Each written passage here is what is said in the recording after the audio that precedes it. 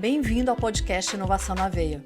Eu sou Mariela Parolini e estarei com você nessa jornada que conecta boas conversas, pessoas interessantes e temas importantíssimos sobre o ecossistema de inovação e tecnologia. Vamos lá, pega o seu café e vem comigo. Tenho certeza que você vai gostar do assunto de hoje. Você já viu tanto que startup toma café? Pelo menos se você vai a algum coworking e ali tem startup, tem muito café, mas eu acho que é porque tá sempre pensando tanto, precisa produzir tanto, né? E aí esse café de hoje, ele vai ser com o Gustavo Carriconde, que vai exatamente falar do que tem essa diferença da startup. Eu brinco aqui, por que vai tomar tanto café uma startup? Mas o Gustavo vai se apresentar primeiro para que você conheça toda a expertise dele, porque sou fã de carteirinha, sou suspeita, só trago aqui quem é gente boa, é óbvio. Mas o Gustavo é uma pessoa muito querida, tanto para mim quanto para o Emílio. E seja muito bem-vindo, Gustavo. Obrigada, viu, por estar aqui. Que bom que a gente pode se conhecer pessoalmente hoje, né? Muito obrigado, é uma honra, um prazer estar aqui. Obrigado, Mariela. Me conta um pouquinho quem é o Gustavo, o que você está fazendo hoje, se quiser falar da Gutenberg também, fique à vontade. Tá legal. Então, hoje eu estou aqui como CEO da Gutenberg Ventures. Meu dia a dia são startups, investidores, esse mundo aí de venture capital. A gente está imerso aí em projetos de inovação, buscar startups, acelerar startups, né? Gutenberg Ventures é uma venture builder aqui da FCJ e a gente foca em startups de alta tecnologia. Muitas têm teses aí relacionadas com metaverso, inteligência artificial, machine learning, realidade virtual, blockchain, todas essas coisas maravilhosas que a gente escuta. E nosso desafio no dia a dia é tentar fazer com que elas construam grandes negócios com esse monte de matéria-prima aí que está disponível, que são essas tecnologias. E não só isso, ele tem o ResumoCast. ResumoCast, eu sou fundador do ResumoCast, em 2016 a gente começou, que é um podcast que fala sobre livros para empreendedores. Muito bacana. Então eu vou tentar nessa nossa conversa trazer um pouquinho sobre livros também, falar de startups, fazendo referência a livros. E aí, já que a gente está falando de startup, é uma coisa que muitas pessoas ainda têm dúvida, né, Gustavo? Porque se criou um estereótipo do que é uma startup, do que é um empreendedor de uma startup, que antes até se falava startupeiro, né? Aquela pessoa de bermudão, de chinelo, e quem convive nesse universo sabe que não é por aí. Qual é a diferença hoje que a gente pode levar para as pessoas de uma startup e de uma empresa que a gente, não sei se pode chamar de tradicional? Eu posso começar falando um pouquinho sobre a definição de startups que a gente usa na Gutenberg, mas é que essa definição ela surge de dois grandes mentes aí, ou cabeças pensantes do mundo das startups, que é o Eric Ries e o Steve Blank, que é um professor de Stanford. Os dois escreveram dois livros muito famosos aí, badalados sobre startups. O primeiro é Startup Enxuta e o livro que o professor de Stanford, Steve, escreveu chama Startup, o Manual do Empreendedor. Então são duas ali referências, porque eles começaram muito cedo, ainda na década de 90, anos 2000, falando de startups e conceitualizando uma atividade que a gente vai falar daqui a pouquinho, mas que a gente vai ver que ela não é tão recente assim. Startup é um projeto. Eu já vou falar um pouquinho mais sobre o que é esse projeto, mas durante séculos os seres humanos eles vêm inovando e criando coisas e muito se assemelha a uma startup. Né? Pois é, quando você pega o que tem uma startup e o que tem uma empresa tradicional, tem muito de semelhante. Então o que vai definir, o que vai diferenciar uma da outra? Legal, então a definição de startup que a gente usa e que é um mix desses dois livros uma startup é uma organização de seres humanos, uma organização de pessoas que está em busca de um modelo de negócios sustentável e escalável. Então, várias partes dessa definição que eu citei, elas estão nos dois livros, nos dois conceitos, né? E a gente pode falar sobre cada um deles. Okay? Então, pela forma como eu descrevi, você já pode ter uma ideia que o verbo buscar, significa busca, ele leva a encontrar. Ou seja, startup é um projeto finito, é um projeto que tem dia para acabar e acaba quando a busca finda, quando se encontra. Mas o que ele está buscando e como que ele sabe que encontrou? está buscando um modelo sustentável e escalável de negócios. Tá, então ele vai buscar esse modelo. Para a gente saber que encontrou, você tem que saber o que está buscando. Vamos falar sobre isso aí, então. Por favor, porque às vezes você passa e não percebe que encontrou. E sabe, Mariela, esse é o X da questão. Algumas grupos de empreendedores que se auto-intitulam startup não sabem o que estão buscando. E isso cria muito ruído e atrapalha o projeto. Então vamos lá, percebe que eu me referi a esse grupo de pessoas como uma organização. Eu não falei que é uma empresa, eu não falei que é um CNPJ. Uma startup pode ser um grupo de pessoas, duas pessoas que se conhecem, que estão construindo um projeto dentro de uma garagem. Pode ser um grupo de intraempreendedores que atuam dentro de uma empresa que tem o seu próprio CNPJ, mas a empresa, o CNPJ, não é a startup. A startup é o projeto desses intraempreendedores, que algumas vezes se torna uma spin-off, que está buscando. Então, vamos lá, a primeira parte da definição, é uma organização, é um grupo de seres humanos. Eu falei organização, mas pode ser duas pessoas, não precisa ser oficialmente uma entidade, um CNPJ, que está em busca. O que significa busca? Busca significa quem está executando essas buscas precisa ter algumas competências relacionadas à busca. Ou seja, as pessoas que estão atuando em uma startup, elas precisam ser boas em fazer perguntas, questionar, experimentar diferentes maneiras de solucionar um determinado problema, não se intimidar em atingir um ponto onde a busca requer uma revisão, aí que a gente precisa dar um passo atrás, pivotar, mudar a direção. Tá vendo que essas coisas todas elas não são recomendáveis a um negócio tradicional? Imagina se a gente começa a questionar tudo, todos os processos e pivotar a todo momento, o negócio se torna insustentável. Nossa, Gustavo, eu fico imaginando que quem já teve, né, uma empresa ou quem tem uma empresa, como que você vai preparar para ter aquela empresa, como que você vai ter um plano de negócio ou vai fazer. Hoje em dia tem muito do que vem da maneira como a startup se organiza, está trazendo para a empresa tradicional, até o Canvas, né? O Canvas é um modelo de negócio. Exatamente, mas antes, lembra o tamanho que era o modelo de negócio que você tinha que fazer? Antes era um plano de negócio. Beleza, não é modelo, obrigada. Aquela coisa enorme de 50 páginas, eu já tô prevendo o que vai acontecer daqui a 5 anos. Pois Isso não faz parte da realidade, gente, né? Não é possível. E aí muitas pessoas, eu conheço várias e eu já tive, falaram, para que eu vou fazer isso? Eu vou mudar no meio do caminho. E aí não fazia nada.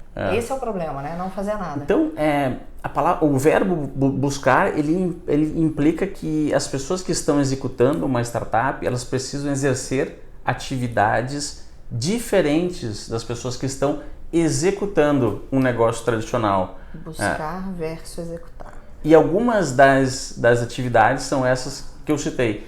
Então, aí a gente já pode extrapolar um pouco além e se dar conta que muitas vezes quando uma startup ela acaba crescendo e se tornando uma empresa, um modelo de negócio sustentável, os founders, que são os iniciantes daquela startup, eles acabam não mais se identificando com o negócio. Por quê? Tem alguma coisa errada com eles? Não, é o negócio que mudou. Antes era um processo de busca que requeria competências e atividades distintas, próprias para quem tem essa curiosidade, quem se sente confortável em um ambiente de busca. Depois o negócio se transformou em um outro negócio que requer outras competências e geralmente entra outro time, que é o time de executores, o time executivo, que toma conta da startup, que não é mais startup, e passa aí sim com outras competências de gestão, de planejamento, de administração, de atenção aos detalhes, cuidados nos processos de execução. Então são outras competências que fazem com que esse negócio dê certo. E geralmente nessa transição sempre ocorre um conflito, né? E o conflito ele tende a girar em torno dos founders, que precisam tomar uma decisão de mudar as suas competências e forma como eles abordam aquele novo negócio ou sair do negócio, que algumas vezes acaba acontecendo. Você me fez lembrar, se não me engano, a história do Twitter ou do Airbnb, que tem uma questão dos founders. Praticamente todas passaram por essa trajetória. Se você olhar todas, todos os founders, ou eles, Apple, Steve Jobs, ou eles saem, ou tiram eles. O Uber, Airbnb, Twitter, a própria Microsoft, né, com o Steve Ballmer, que assumiu o papel do Então tem aquele que é o founder e tem aquele que é executor. Mas vamos... Eles podem ser a mesma pessoa. Sim, mas... se eles estiverem dispostos a mudarem as suas convicções. Mas nem sempre, né? Nem sempre. O que você vê é que às vezes eles acabam criando uma outra startup. Ou acabam sendo investidores em outras startups. Parece que aquele sonho, aquilo que os motiva é diferenciado do que o que motiva alguém de uma empresa tradicional. Estou errada? Tá certíssimo, não tem nada de errado com isso. Nós somos... Exatamente. A humanidade, ela é fantástica por pessoas diferentes, escolhem fazer coisas diferentes, se atraem por atividades e coisas diferentes. Isso é a complementariedade do ecossistema. E isso é muito bacana, muito bacana. Agora vamos por parte. Você falou que é uma organização em busca. Em busca. Aí você já diferenciou aqui que tem que ter essa competência de busca. Você diferenciou o buscar do executar, mas agora eu queria que você levasse para um outro ponto que é o sustentável e escalável, que você pudesse falar um pouco mais sobre cada uma delas, por favor. Antes eu posso falar sobre a definição de modelo de negócio. O que é o modelo de negócio? Então, o modelo de negócio, você citou o Canvas do modelo de negócios.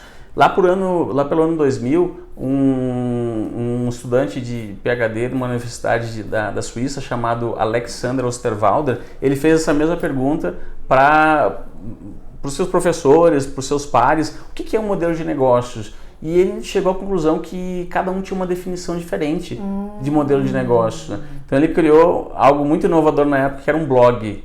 Ele começou um blog lá pelo ano 2000, não tinha blog, não tinha e-mail, não tinha quase nada. E a internet estava começando, estava iniciando.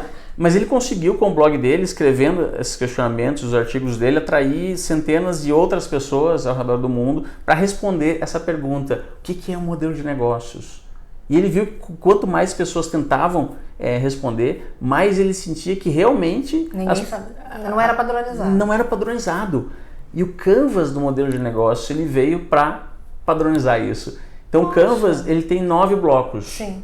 Esses 9 blocos, segundo os estudos que ele performou naquela época e que são válidos até hoje, eles funcionam como uma espécie de checklist que tentam descrever o que no mínimo tem que ter um modelo de negócio.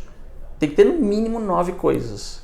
É engraçado. E está lá no Canvas. Você está falando de 2000, né? A gente está em 2022 e quantas pessoas ainda não conhecem o Canvas? Ou ainda têm dificuldade? E é relativamente simples, né? Se você entende o que é cada parte e você cria o hábito, o que eu acho mais gostoso é você poder colocar ali um post-it e tirar. Não, peraí, ou então acrescentar. Isso é útil para quem está buscando, né? Para quem está buscando é útil, não encontrou ainda. Busco, não encontrou, tira e substitui. Exatamente essa é a lógica por trás do Canvas. E o Canvas ele pode ser usado de uma forma muito flexível, né? Porque ele foi feito para isso. Diferente de um plano de negócio que a gente escreve. Sim. E é muito difícil mudar aquele plano de negócio, né?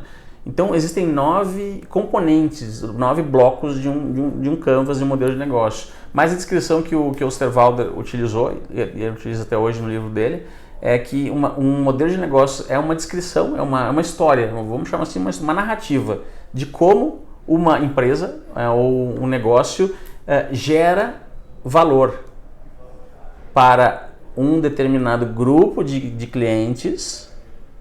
Eu já estou falando de alguns pedaços do Canvas, né? Uhum. Como entrega esse valor e como captura esse valor de volta no formato de receita.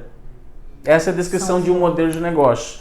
E tudo o que precisa acontecer para que isso que eu falei aconteça. Tudo que precisa gravitar em torno desse modelo para que isso que eu falei aconteça. Quem são os parceiros chaves, quais são as atividades chaves, e finalmente a parte que quando eu falei como captura o valor, como monetiza um negócio. Sim. A gente está falando de que negócio que é monetizável, né? Então, quando um negócio gera valor, ele tem uma estrutura de custos e uma estrutura de receitas, que as startups chamam de CAC e LTV. Então, o custo, a receita ela tem que ser maior do que o custo. Então, quando você falou assim, como é que eu entendo se eu achei o que eu estou buscando? essa é uma evidência, é uma das evidências. Se todos esses 9 blocos do Canvas, quando colocados em conjuntos, encaixados um a um entre si, se a receita tende a ser maior do que o custo. Mas não uma receita assim de, puxa, consegui um investimento de 5 milhões, coloco ali e considero isso como receita. Isso não é considerado receita. Lembra que a gente está falando de um modelo. O modelo é como se fosse um template. Não tem template da planilha, do Word, que a gente copia e cola e coloca lá as informações que a gente quer. PowerPoint. É um modelo. O modelo é um modelo. Então, o modelo ele tem que previsivelmente conseguir estimar que todo mês vai entrar aquela quantidade de receita e todo mês ela vai ter uma estrutura de custo naquele formato. Aí sim a gente está falando de um modelo. E isso, se a pessoa realmente ela se estruturou dessa forma, a gente vai num outro... Enquanto você estava falando, eu pensei em outro ponto. Até para ter um investidor, por exemplo, você citou os 5 milhões, ele vai ter mais confiança. Se ele vai buscar identificar o modelo. Porque ele vai querer saber se o modelo está funcionando. Ele sabe aonde ele está, ele sabe aonde ele quer chegar. Opa, aqui eu confio. E aí ele pode até chegar a investir. Quer ver uma coisa que é muito crítico para as startups? Os founders no começo, quando ainda o projeto é uma startup, eles fazem tudo. Sim. Mas fazer tudo empresa, né? não é um modelo, porque o investidor vai questionar. Ok, mas nesse teu modelo aqui, se eu te tirar o founder, sim, o que vai acontecer algum dia? Vai acontecer? O modelo ele tem que ser... Aí a gente vai para a parte sustentável. O modelo ele tem que se sustentar mesmo sem o founder. Então, peraí que a gente vai para o próximo bloco. A gente vai dar uma pausa. No próximo bloco você vai falar sobre sobre esse modelo sustentável. Sustentável e escalável. Isso, só um minuto. Tá bom.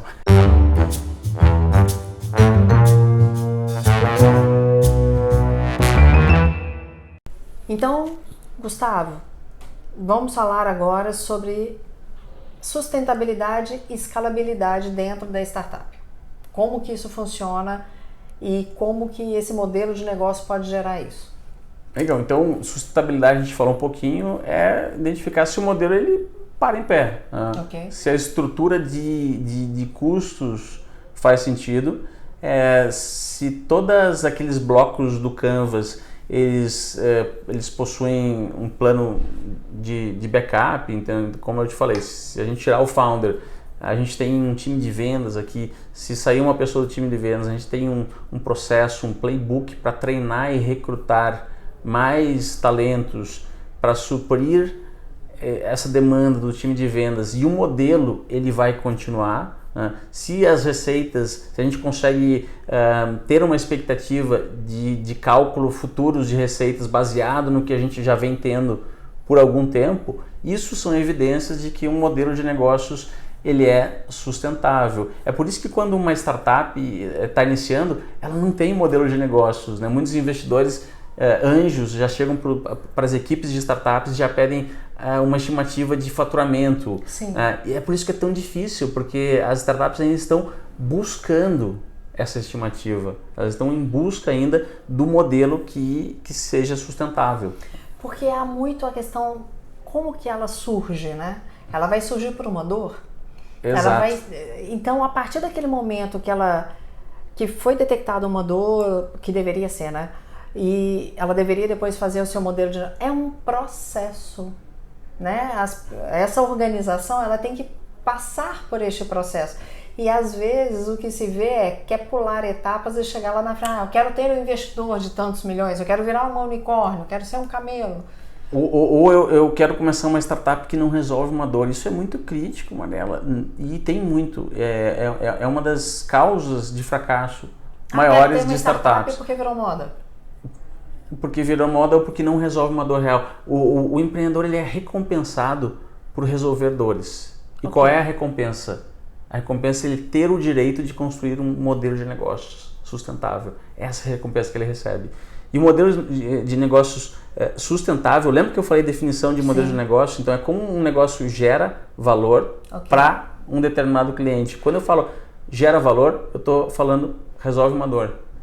De quem? De um determinado grupo, segmento de clientes. E aí a receita da startup nada mais é do que uma recompensa por resolver a dor de alguém. Então um empreendedor ele é recompensado por resolver dores. E está comprovado aqui na descrição do modelo de negócio. O que é um modelo de negócio? É tão engraçado isso, porque às vezes as pessoas acham que ter ambição nesse sentido não é algo saudável. Pelo contrário, deve ser saudável. É essencial para o negócio ser sustentável, porque senão ele não se sustenta. Porque a sustentabilidade ela tem que ser também financeira. Ela tem que ser a sustentabilidade do negócio, óbvio que incluindo a financeira. Não dá só para ir pelo sonho. O sonho é ótimo, o propósito é ótimo, né? Resolver a dor é ótimo. Mas essa sustentabilidade ela tem que ser pensada desde o início. Porque se a pessoa se atenta a isso, a sensação que eu tenho é que se ela presta atenção nesses pontos desde o início, ela tem uma vida mais longa. Ela tem a probabilidade do sucesso dela é maior. Eu estou errada? Tá certíssima. E a sustentabilidade ela vem então de solucionar. Geralmente os grandes negócios, as grandes startups úteis para o mundo, realmente que mudam a humanidade, elas geram mais valor do que a receita que elas capturam. E a gente não percebe isso. Mas está aqui ao nosso redor. Cada item que está aqui nessa sala, ele veio de um negócio que a gente pode considerar uma startup. E a gente só está tendo a possibilidade de gravar esse podcast aqui no Cubo de uma forma super remota, usando a internet. A quantidade de valor que foi gerado por negócios que a gente hoje tem à disposição para consumir. Então isso não vem do nada, isso surge através de projetos. E aí cria uma outra mentalidade. Eu não sei se a minha geração, né, eu falo aqui várias vezes, eu estou com 49 anos, mas talvez antes houvesse um gap entre gerar valor e ter essa sustentabilidade financeira. Nem sempre isso se comunicava bem. Pareciam que eram coisas distintas. Eu acredito que as startups vêm para mostrar que as duas coisas podem andar em conjunto.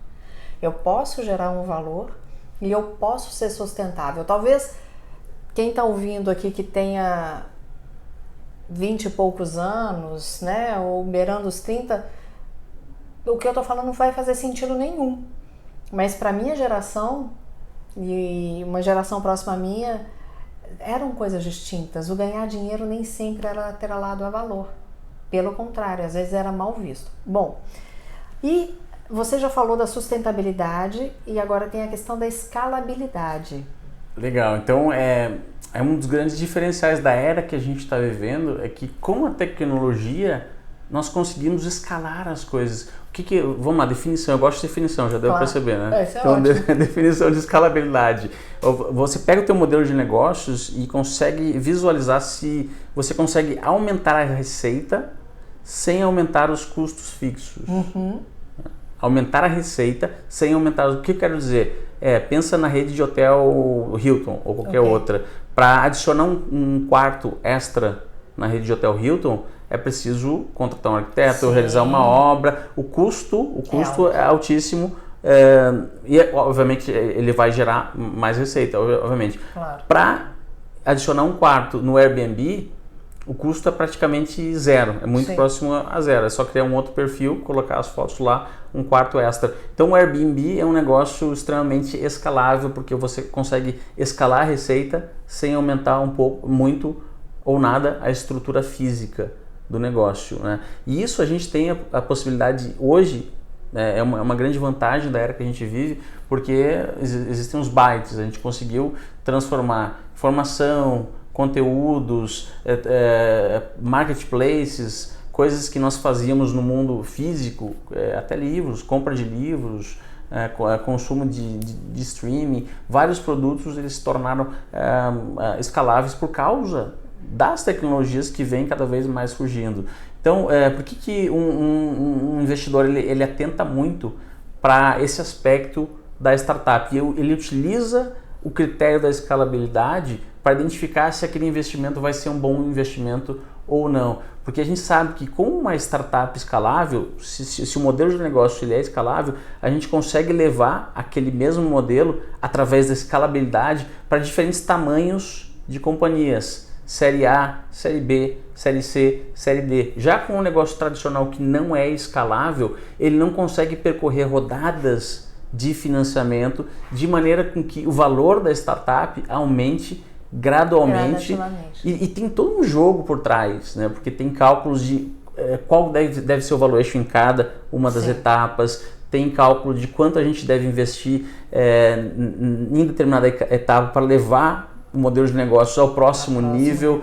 Lembra que eu falei sobre modelos de negócios sustentáveis e escaláveis e que startup é um projeto finito, ou seja, e mais do que isso, é um projeto que tem várias fases. Então, as séries de financiamento são fases, né? Então, a primeira série de financiamento, série A, é como se fosse uma pista que a startup está correndo, um avião correndo na pista, e ele tem que decolar naquela pista. A pista é a quantidade de recursos financeiros que a startup está gastando. Então, quando a startup está em cash burn, gastando recurso financeiro, ela não é sustentável. Por que ela não é sustentável? Porque ela não é um modelo ainda, ela está queimando combustível. E esse é o nome do jogo. Essa é a ideia por trás. Ela precisa ser assim. Porque quando ela for um negócio sustentável, ela não é mais uma startup. É esse o jogo. Então vamos lá, você começou a falar das séries. E eu gostei dessa sua analogia para a decolagem do avião. Série A, ela está se preparando para decolar. Série B... Então, cada uma das séries seria uma corrida diferente na pista, né? Então, o que é a pista? A pista é uma quantidade de recursos. Vamos supor que uma startup ela levantou 2 milhões de reais e cedeu 10% do seu patrimônio, do seu equity. Ela tem 2 milhões para testar, pivotar, buscar. Quando os 2 milhões acabam, ela já tem que estar perto da próxima pista, que é a série B. O que não pode acontecer é a pista acabar, os 2 milhões acabar, sem ter outra pista ou sem ter decolado. E o decolar, o sair da pista, é o encontrar o modelo de negócios sustentável. Então ela vai pensando, ela vai, óbvio, partindo da dor, ela vai fazer um modelo de negócio inicial, mas aquele modelo ele ainda vai sendo construído à medida que vai acontecendo. Aquele modelo são hipóteses. Pois é. São todas hipóteses. Vamos lá, né? Na minha época a gente falava que era trocar a roda com o pneu, trocar o pneu com o carro andando, né? Você vai fazendo acontecer. E a diferença de uma empresa tradicional é que muitas vezes para. Ou então ela fala assim, não tem como eu fazer isso, porque senão como que o meu negócio vai lá para frente? Nesse caso é quando os conceitos começam a se misturar. Se a gente tiver clareza de o que nós estamos executando, se a gente está executando busca ou realmente executando um negócio tradicional, a gente vai entender que, puxa, né, os talentos que eu preciso trazer para os dois projetos são distintos. Por quê? Porque eles têm interesses, competências e performance diferente nos dois ambientes. Então são dois ambientes separados, né? As atividades que eu vou executar. Então, como a gente trabalha muito com startups, a gente sabe que não adianta processualizar muito uma startup. Por quê? Porque provavelmente semana que vem o processo vai ter que mudar. E dá uma trabalheira muito grande criar e escrever um processo que vai mudar a todo momento. É uma entropia, é um gasto desnecessário de energia. Já num negócio tradicional, agora indo mais para descrever as diferenças entre os dois, e não tem nada de errado em um negócio tradicional e uma startup. Não é que um seja melhor que o outro, né? São diferentes. São diferentes, fases diferentes, né? Então uma startup é um projeto, ele é finito e ele tem que ser encarado assim, de forma finita. Eu vejo um erro muito grande de empreendedores dizendo que, puxa, a minha startup já tem 10 anos, tem alguma coisa errada se ela tem 10 anos, você está buscando durante 10 anos, né? Aí tem uma sutil diferença. Um negócio tradicional ele pode ter uma mentalidade de startup, ágil e propenso à inovação, disposto a se reinventar em algumas das suas partes ou criar subprojetos, mas o core dele, o núcleo dele, tem que estar muito identificado com as competências de execução.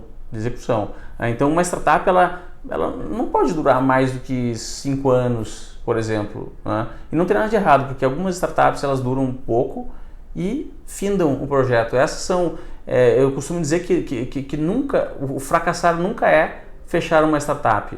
A startup nunca fracassa quando ela acaba, porque os founders adquiriram tanta experiência que eles podem partir para outro projeto. Então você só acabou um projeto que não foi validado, né?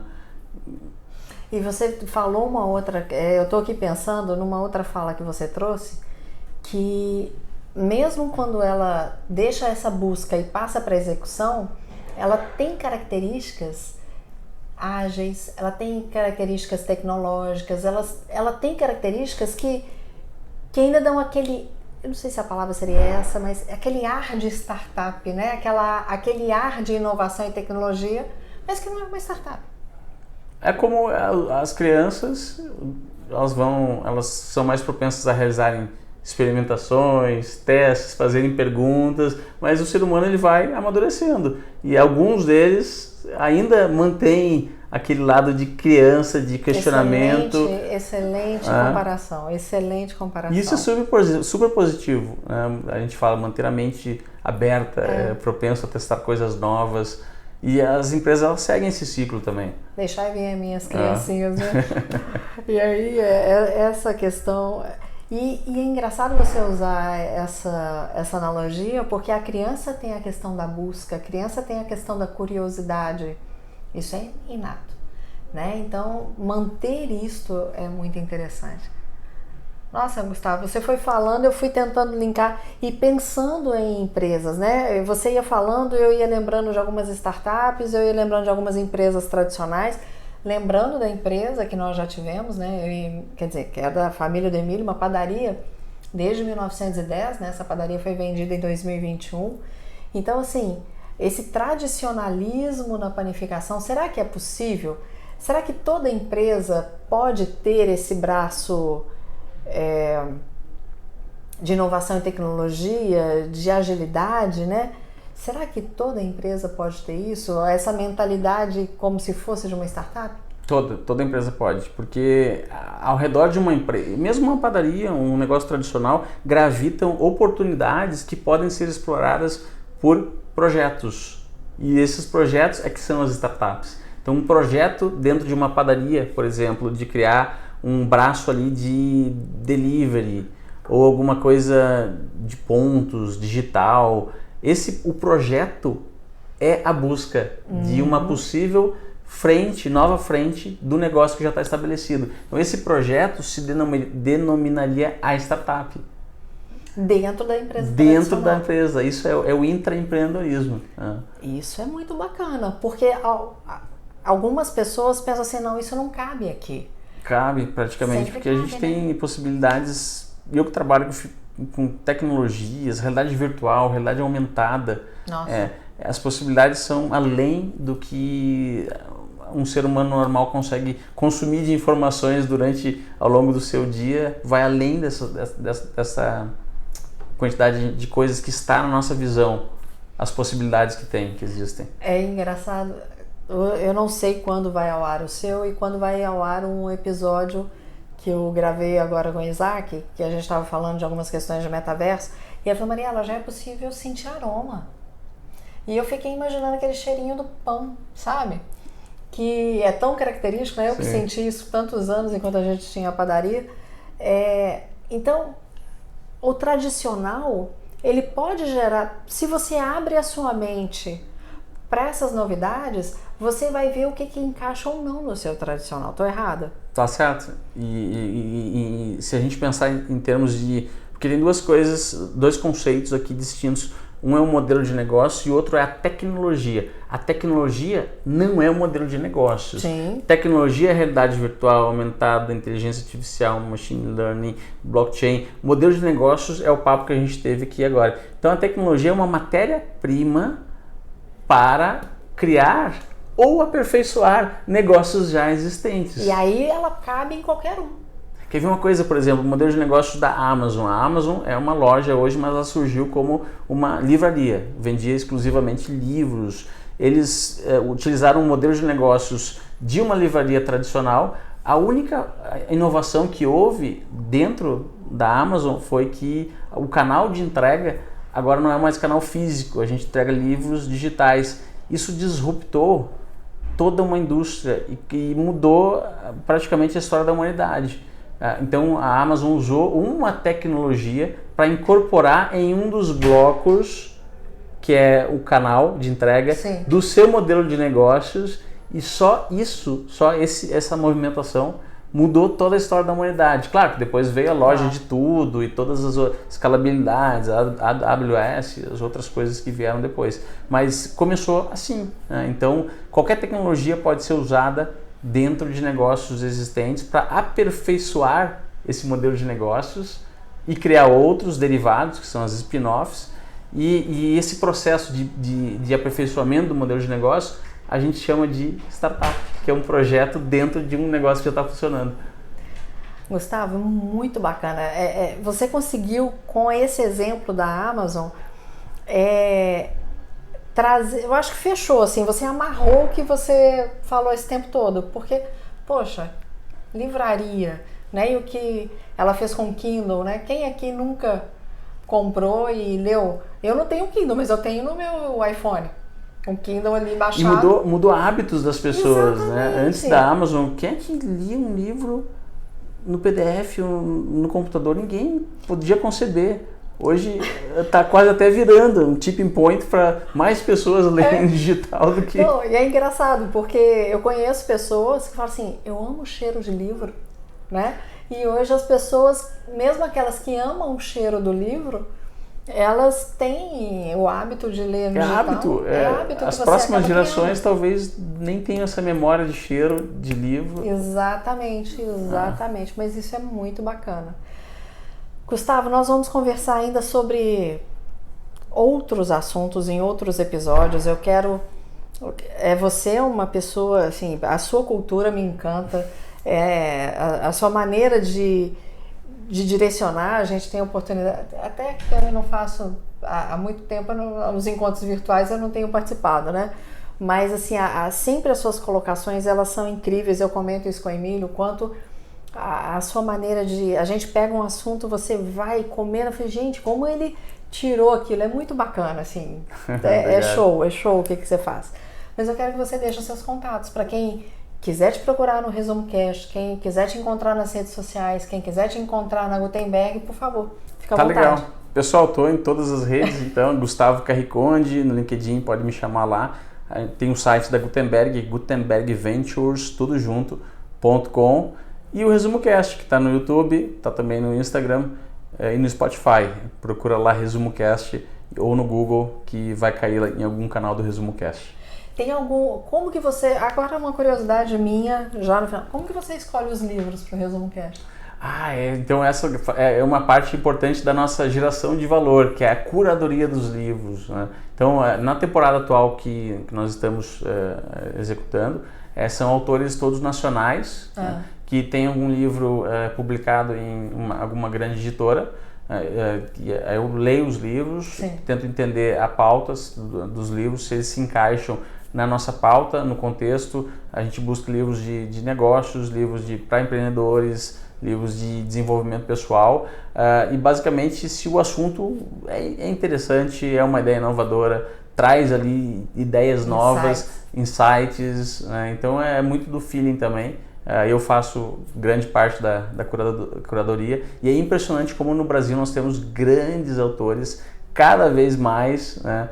E eu me sinto muito motivado e honrado de participar do fomento desse hábito que é escrever os livros, né? Depois de entrevistar tantos autores, eu me dei conta que, puxa, escrever um livro é colocar uma quantidade enorme de ideias que uma pessoa, talvez uma jornada inteira de vida sintetizada em algumas páginas. E quem lê essa jornada é um privilegiado, é uma pessoa privilegiada, né, que pode aprender coisas ali com alguém que demorou uma vida inteira para escrever. Com certeza. Você já escreveu seu livro? Eu tô em processo de escrever meu livro, é sobre tomada de decisão. Que vai ser o nosso próximo episódio. Ok. Hein? E só um parênteses, agora para encerrar mesmo, que eu falo assim, vai encerrar, mas agora vai encerrar mesmo. No outro podcast que eu tenho, que é o Bariátrica.club, Eu tive a oportunidade de conversar recentemente com a bisneta da Dona Benta. Olha só. Aqui inspirou Monteiro do sítio Lobato. do Pica-Pau Amarelo. Exato, ficou um podcast delicioso, porque ela contou um pouco da história da Dona Benta. Ela é endocrinologista e escreveu um livro que chama Emagrecer Comendo Bem.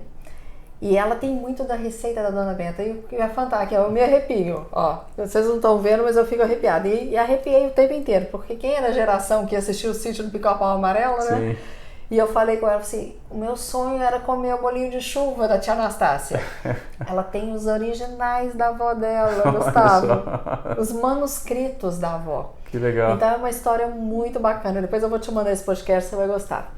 Mas muito obrigada. Obrigada mesmo. E Obrigado. No próximo a gente vai conversar sobre a tomada de decisão, porque é um ponto que às vezes a gente empaca, né? Ou toma a decisão de maneira errada, ou não toma a decisão. Então a gente vai falar sobre isso no próximo podcast. Tá, obrigada, okay. Viu? Obrigado. Para você que está aqui acompanhando esse episódio, mais uma vez, obrigada. Lembra de seguir @podcast.inovação na veia, @café com Mariela Parolini. No próximo episódio a gente se encontra, viu? Um beijo e Deus te abençoe. O podcast Inovação na Veia é uma iniciativa da FCJ Venture Builder.